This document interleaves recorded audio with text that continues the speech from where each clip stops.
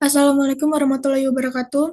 Perkenalkan kami dari kelompok 3 Survei Geodinamika akan mempresentasikan hasil proyek kami yang berjudul Analisis Regangan Studi Kasus Wilayah Nepal. Latar belakang kami memilih wilayah Nepal karena wilayah Nepal menunjukkan aktivitas tektonik yang sangat tinggi karena yang posisinya berada di zona konvergensi antara lempeng India dan lempeng Eurasia.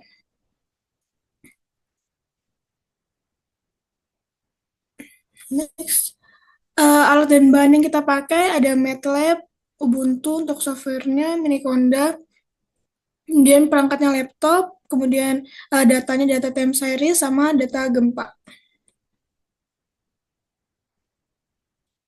Untuk alur pengerjaannya sebagai berikut diagram alirnya. Penentuan daerah deformasi yaitu daerah Nepal, memilih titik pantau GNSS dengan 10 titik stasiun, kemudian mengunduh datanya, kemudian menentukan periode analisis, setelah itu memilih data gempa, dan untuk yang run script-nya akan dijelaskan lebih lanjutnya. Next.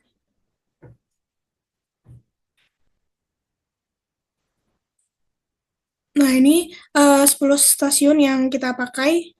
Ada NAST, CWN, Odri, sampai PYUT. Di sini terlihat stasiun-stasiunnya tersebar secara merata. Kemudian next. Kemudian dilakukan pengunduhan nilai deformasi yang berasal dari situs geodesi UNR Edu.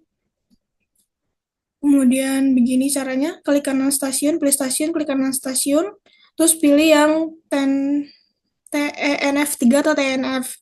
Kemudian difilter data sesuai format yang berlaku, kemudian di-save dengan format TXT. Kemudian untuk penentuan rentang tahun, kami memilih tahun 2012 hingga 2019 karena menurut berita yang telah kita cari, pada tahun 2015 terjadi gempa yang sangat besar di Nepal. Jadi kita memilih di rentang yang ada rentang 2015-nya gitu. Next. Kemudian untuk pengolahan MATLAB-nya, yang pertama kita menggunakan script 1D DTS. Yang pertama kita melakukan import data seperti kode yang bisa dilihat. Nah, tahapan ini merupakan proses yang dimaksudkan untuk memasukkan data dan digunakan seperti daftar perekaman data oleh stasiun pengamatan dengan format file TXT. Kemudian kode berikutnya yang kedua itu dimaksudkan di sini untuk menambah file daftar gempa yang terjadi di daerah sekitar stasiun dan terekam oleh stasiun tersebut, kemudian menyesuaikan jumlah gempa dengan urutan matriks yang dibentuk. Kemudian script yang berikutnya, script yang ketiga, digunakan untuk membaca file GPS dan mengubah format dengan bentuk desimalir. Selanjutnya, menghitung pergeseran posisi dengan satuan milimeter. Kemudian, untuk script berikutnya, ini menjelaskan proses fitting model nonlinear ke data time series geodetik untuk memperkirakan kecepatan deformasi dan dampak posisi yang diakibatkan oleh gempa. Next.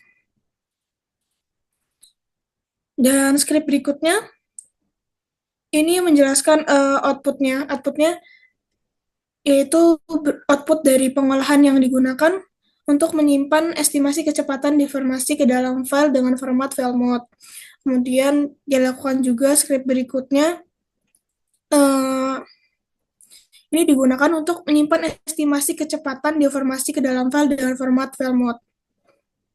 Next-nya. Kemudian untuk yang 2D VISR, yang pertama kita melakukan instalasi Ubuntu, Miniconda, dan GMT. Setelah itu,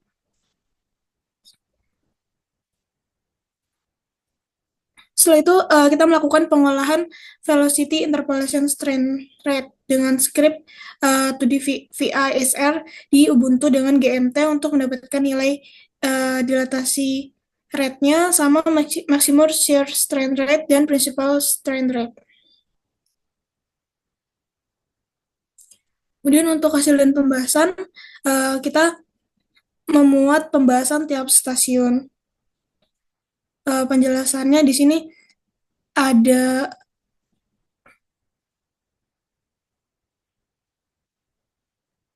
grafik EW di sini S dan timur dan barat, barat dan timur. Jadi terlihat pada grafik pergerakan naik yang konsisten ke arah timur dan kecepatan pergeseran sekitar 29,58 mm per tahun.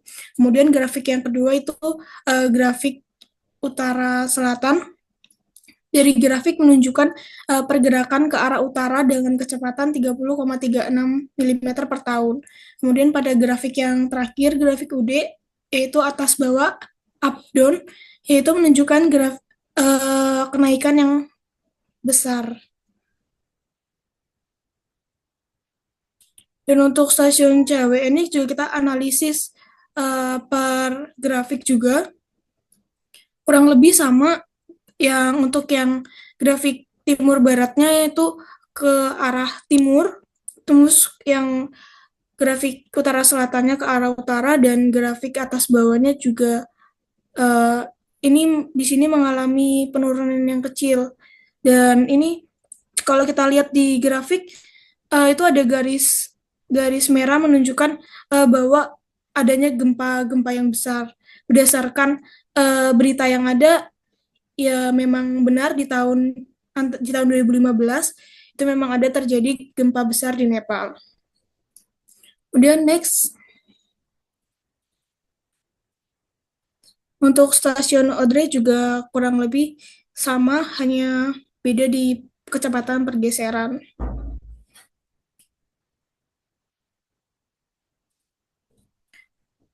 Untuk stasiun DNSG juga kurang lebih sama pergerakannya dari grafik EW, NS, dan UD. Dan gempa juga terlihat terjadi di 2015.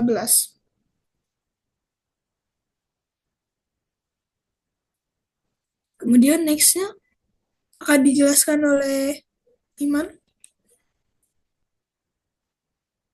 Oke, selanjutnya di sini ada stasiun NPGJ yang dimana sama seperti sebelumnya mengalami pergeseran kecepatan ke arah timur dengan kecepatan 34,3 mm per tahun dapat dilihat pada gambar berikut yang paling atas, dan yang kedua itu ada gambar utara selatan yang menunjukkan pergerakan ke arah utara dengan kecepatan 38,56 mm per tahun.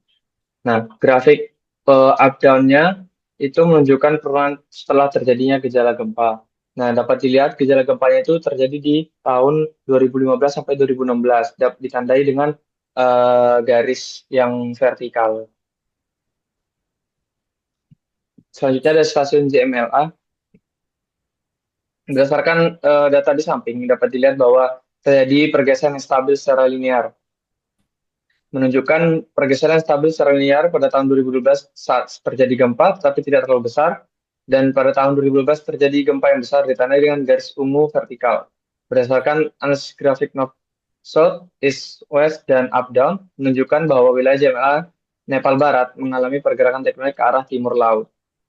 Dapat dilihat nilai di atas seperti yang ditampilkan sebelumnya, bahwa ada kecepatan east-west, ada kecepatan, ini ada standar deviasinya, terus ada kecepatan north-south, ada standar deviasinya, dan kecepatan up-down beserta standar deviasinya. Ini yang untuk stasiun BMCL dan stasiun GRHI, stasiun DNGD, stasiun PYUT.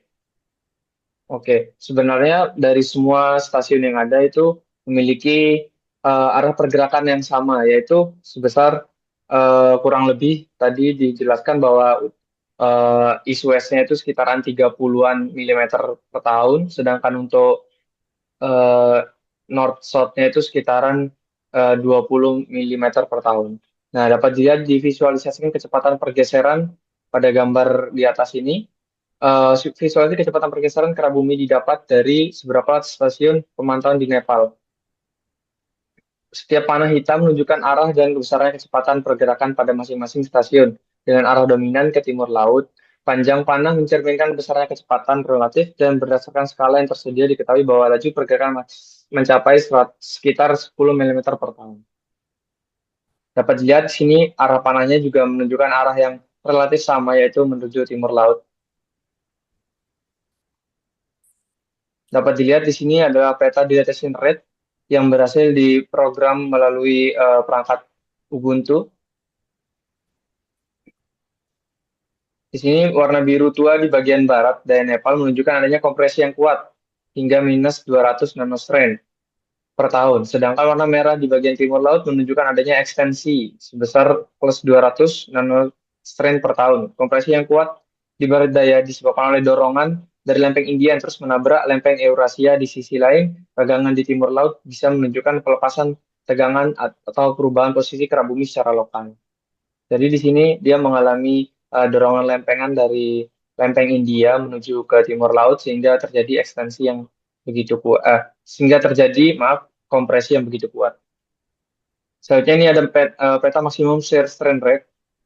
Berdasarkan hasil plotting nilai maksimum shear strain rate pada wilayah Nepal, terlihat bahwa hampir seluruh area tergambar dengan warna merah pekat, menandakan nilai regangan geser maksimum yang tinggi mencapai 75 nanostrain per tahun.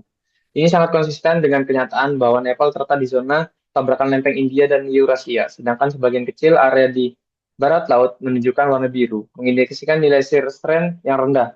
Semakin tinggi lajur regangan geser maksimum pada suatu daerah menandakan adanya potensi bahaya atau risiko yang lebih besar.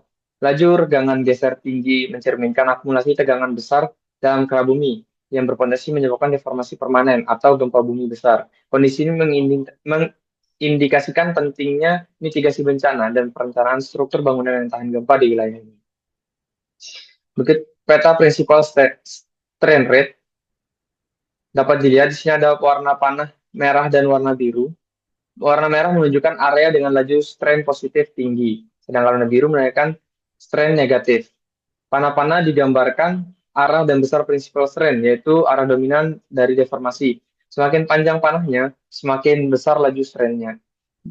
Dapat dilihat bahwa di bagian selatan Nepal, panah mengarah sejajar dengan batas lempeng dan berwarna biru, menunjukkan zona kompresi akibat dorongan lempeng India ke utara, sedangkan bagian utara menunjukkan adanya panah yang mulai menyebar dengan warna lebih terang atau merah, menandakan regangan atau ekstensi.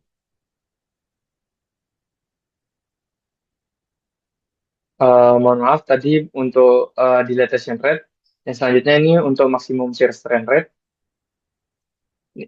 Prinsipal shear strain rate adalah nilai laju peregangan atau laju pemendekan yang terjadi sepanjang kedua sumbu utama. Dua sumbu utama ini adalah arah horizontal dan arah tegak lurus. Kesimpulannya, berdasarkan hasil yang diperoleh pada wilayah Nepal menunjukkan bahwa wilayah tersebut mengalami deformasi tektonik yang aktif, sebagaimana terlihat dari arah dan laju pergeseran stasiun GNSS yang seragam dan signifikan. Dengan menggunakan data pengamatan GNSS selama periode 7 tahun, serta metode analisis time series dan pemrosesan strain rate menggunakan script 1D DTS dan 2D VISR, diperoleh hasil berupa peta regangan seperti dilatation rate, maximum shear strain rate, dan principal strain rate. Peta-peta ini menggambarkan distribusi regangan pada kera bumi di wilayah tersebut dan memberikan pemahaman mendalam mengenai dinamika geotektonik yang terjadi. Sekian dan terima kasih. Mohon maaf apabila ada salah kata dari kami. Terima kasih. Assalamualaikum warahmatullahi wabarakatuh.